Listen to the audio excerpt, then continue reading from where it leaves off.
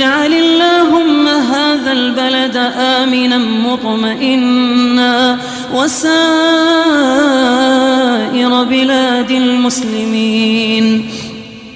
اللهم تقبل منا صيامنا وقيامنا ودعاءنا. اللهم اجعلنا ممن قام ليلة القدر إيمانا واحتسابا، أو اجعلنا ممن يقوم ليلة القدر إيمانا واحتسابا، أو اجعلنا ممن سيقوم ليلة القدر إيمانا واحتسابا.